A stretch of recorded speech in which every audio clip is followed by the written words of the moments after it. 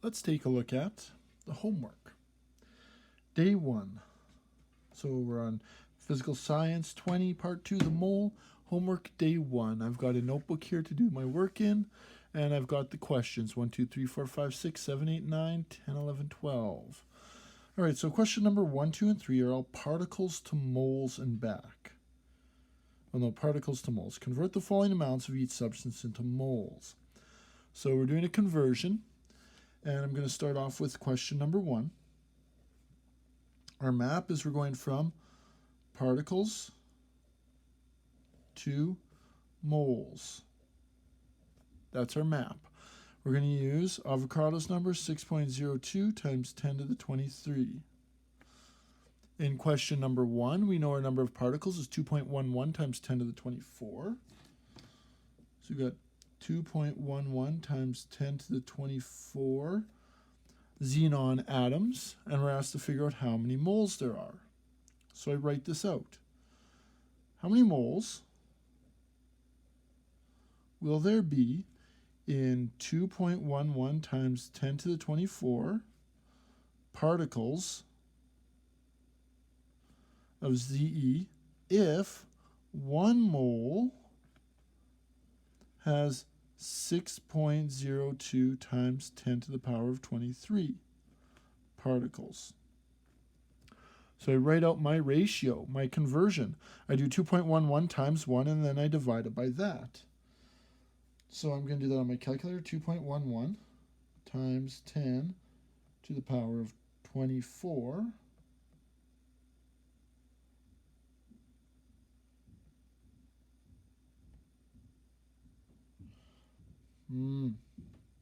that's annoying. I have to switch my calculator up a little bit.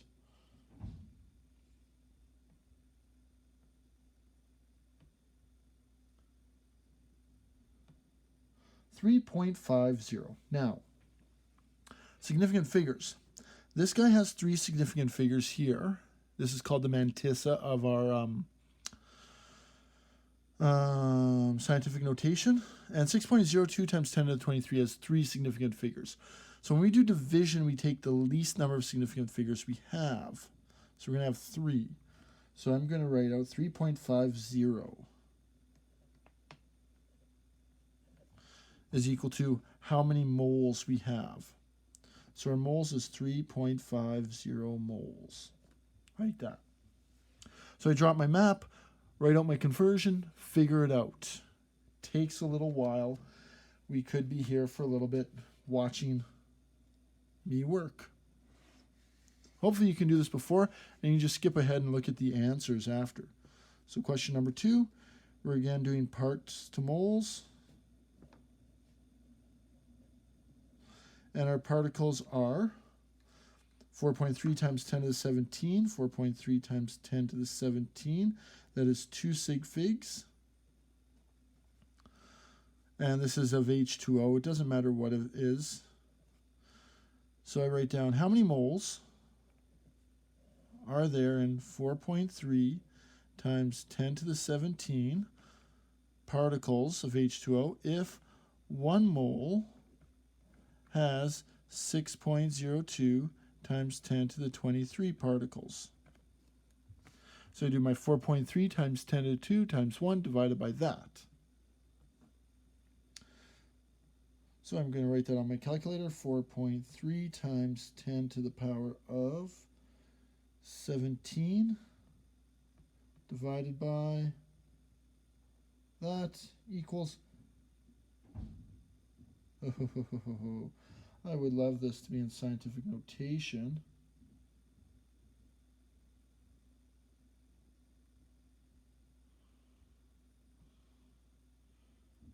Because I'm not getting I am getting scientific notation. I get 7.14 times 10 to the minus 7.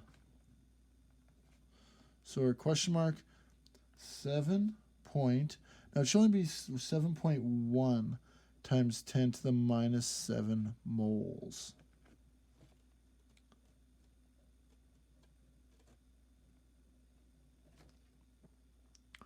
Right, and it should only be 2 significant figures because this guy had 2 significant figures.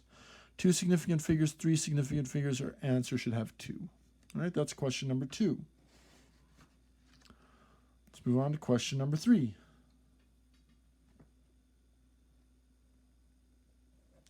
We're going from particles to moles. And I've got 8.8 times 10 to the 19th. 8 times 10 to the 19th. Formula units of NaCl, and that is one significant figure. There's just the 8. And so I write down how many moles are there in 8 times 10 to the 19 particles, or formula units, doesn't matter, if 1 mole has 6.02 times 10 to the 23 particles. So then I write in 8 times 10 to the power of 19, and I divide that by 6.02 times 10 to the 23, and I get 1 times 10 to the minus 4 moles. 1 times 10 to the minus 4 moles. And this should have one significant figure. It's only got the 1. I actually got 1.329, but because this number had one significant figure, my answer should have one significant figure. So you get 1 times 10 to the minus 4 moles. That's 0.0001 mole. All right, so this is when we knew our particles and we were calculating our moles. Let's look at our next section. Now we've got moles and we're figuring out particles. So 3.2 moles of CO2, two significant figures, to how many particles? So number 4. We're going from moles to particles. We have 3.2 moles, and that's 2 sig figs, to particles, which we don't know. So we write up how many particles are there in 3.2 moles of something if there are 6.02 times 10 to the 23 particles in 1 mole. So you do 3.2 times that, and you're going to get 1 mole is equal to 3.2 times equals, oopsie, that didn't work.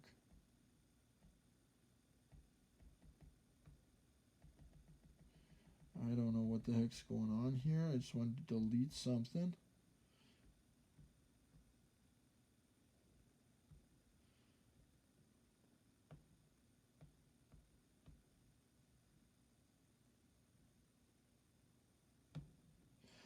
That will be 1.9 times 10 to the 24, not moles, particles.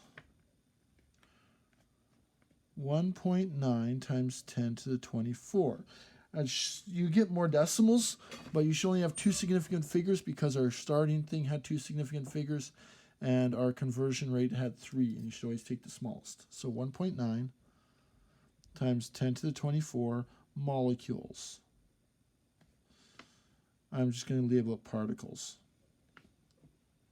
1.9 times 10 to the 24. You may pick up on how to do this faster than writing everything out, but I'm writing it all out for a reason. So we've got 6 moles of KCl. Now this guy has 1 significant figure. So we're going from, again, we're going from moles to particles. We've got 6 moles, 1 significant figure. So our answer should have 1 significant figure. So you write out how many particles are in 6 moles if there are 6.02 times 10 to the 23 particles in 1 mole. So I just do 6 times it. 6 times,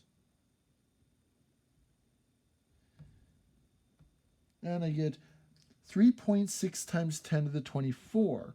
But I only want, so I get 3.6 times 10 to the 24 particles.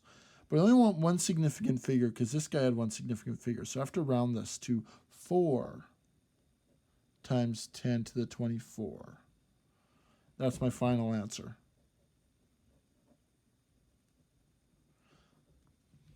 All right, that's number 5. Let's look at number 6. Number 6, again, we're going from moles to particles. We have 9.99 moles, 3 significant figures, 3 sig figs. And we're asked how many particles there are. So we do. How many particles are in 9.99 moles of Ne if there are 6.02 times 10 to the 23 particles in 1 mole?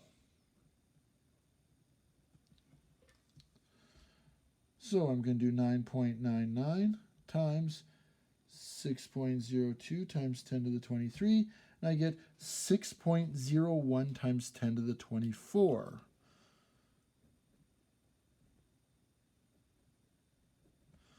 .01 times 10 to the 24. And this has the required number of significant figures that I need. So I've got 6.01 times 10 to the 24 particles.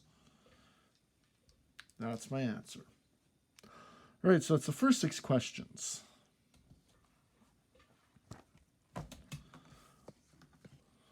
I'm working backwards through this book, actually. So, next question, molar mass worksheet. Name and calculate the molar masses of the following chemicals. So, number 7. We've got chlorine, which is Cl2. So, to figure out the molar mass of Cl2, it's going to be Cl. We just do Cl2. And chlorine is 35.453. 453. We times it by 2 to get 35.453 times 2 is equal to 70.906 grams per mole. And there are 5 significant figures here. All of them are significant. Number 8. We got KOH, potassium hydroxide.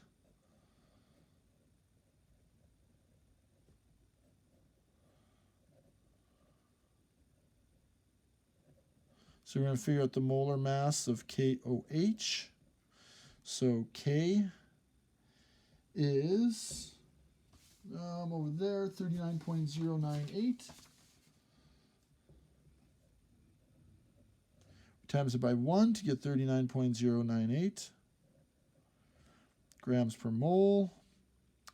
Oxygen is equal to 15.999 times 1 is equal to 15.999 grams per mole. And H is equal to 1.008 times 1, 1.008 grams per mole. Total those guys up, 39.098 plus 15.999 plus 1.008, total 56.105 grams per mole. There's my answer for number 8. Number 9. We've got beryllium chloride. Beryllium chloride. And so we're figuring out the molar mass of BeCl2. So we look up our Be, and that's 9.012. And there's only one of them. So it's 9.012 grams per mole. And Cl2 is 35.453 0.453 times 2 is equal to 70.906 grams per mole, to give us a total of 819.97, 79.918 grams per mole. Molar mass. You should keep a separate sheet with you when you do tests to do your molar masses on, because they take up a lot of space. And for molar mass, I won't require you to show your work unless I'm specifically asking you to show that you know how to do the molar mass. All right, so now the hard ones. Mass to moles, and moles are back. So in number 10, we've got 30 grams of H3PO4. How many moles is that? In number 11, we have 25 grams of HF. How many moles is that? Number 12, we've got 4 moles of CuCN2. How much does that weigh? All right, so number 10. We are going from mass to moles. I'm mapping this out. I've got 30 grams of H3PO4. And I have one significant figure in this guy. So the moles, we want one significant figure in that answer. Now I need my conversion from mass to mole. So I have to do the molar mass of H3PO4. So H, there's 3 of them. 1.008 times 3. P, there's 1 of them. And where's P? 30.974. 30.974 times 1 of them. And O, there's 4 of them, so I do 15.999 times 4. And I add them up. So 1.008 times 3 is 3.024. This is 30.974. And then 15.999 times 4 is equal to 63.996. So I have to figure that out. So I take this 60.96 plus 3.024 plus 30.974. 97.994 grams per mole. So we use our molar mass here to figure out the number of moles. Now we can write up our conversion. Okay, so our conversion. How many moles are there in 30 grams H3PO4 if 1 mole has 97.994 grams? So I do 30 times 1 divided by that. So it's just going to be 30 divided by 97.944. And that gives me 0.36. Sorry, 0.306 moles. So we get 0.306 moles. Now, because this has one significant figure and this one's got a whole bunch of sig figs, we only want one significant figure in our answer. So our moles, the proper answer is actually 0.3 moles. All right, so that's how you do mass to moles conversions. It's a lot of work. Don't worry, you'll get good at it. Now we've got 25 grams of HF in number 11. We want to figure out the moles. So let's get ourselves started. Let's draw out our map. We're going from mass, where we know we've got 25 grams of HF, hydrogen fluoride. That's got 2 sig figs. We want to go to our moles of HF. We need to do our molar mass. All right, so down here I'm going to do molar mass of HF. I know my H is 1.008 and my F is 18.998. Just add that up, 60002, 20.006 grams per mole. So now I set up my conversion. How many moles will there be in 25 grams HF if 1 mole has 20.006 grams of HF? So 25 times 1 divided by that, I get 25 divided by 20.006 equals 1.25 equals our number of moles. So 1.25 moles HF.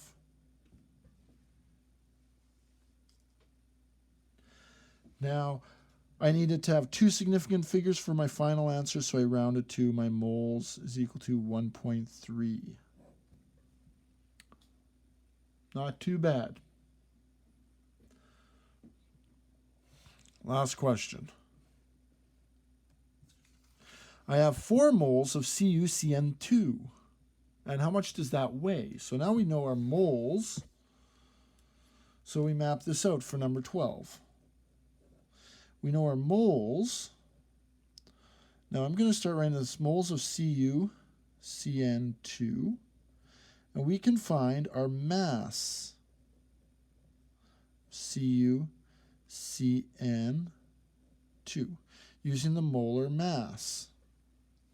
So we know that we have 4 moles. That has one significant figure in it. So now let's find the mass. So to do that, we need our molar mass. Molar mass of CuCN2. Let's start. Cu. What's the mass of Cu? Copper. Got to find myself some copper in here. Copernicum. Man, I should know where copper is. Right there, 63.546. 63.546 times it by 1 because there's only one copper atom. 546 grams per mole. C, there's 2 of them.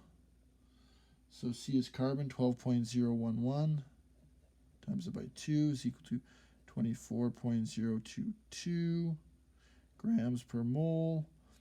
And there's 2 of them. So we do 14.007 times it by 2 to get 28.014 grams per mole. Add them all up to get the total, 63.546. 24.022 plus 28.014, 115.582.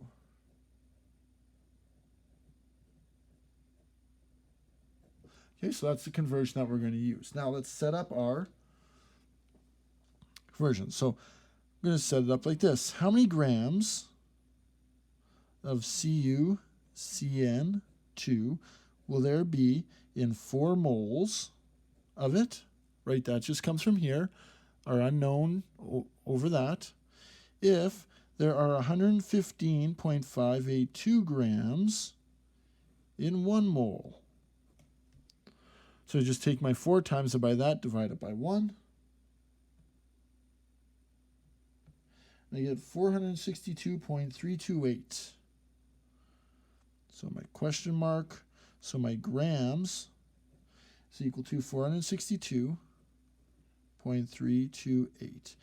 And I write that up here, 462.328 grams.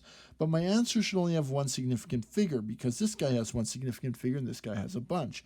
So we need to round that to one significant figure. So my grams is about 400 grams. That's my answer. All right, that's how you do the homework. There's quite a bit of it. It takes a little while, it takes up a lot of space. Write it out properly. Keep all your work organized. If you want to keep all these molar mass things on another page, that's all right. I usually write out my mapping horizontally because when we get to multiple step conversions, it's nice to have the mapping. You might be able to do it vertically as well. So you go from moles, jump over to mass. I don't know, I might try it out and see. All right, so thank you for watching.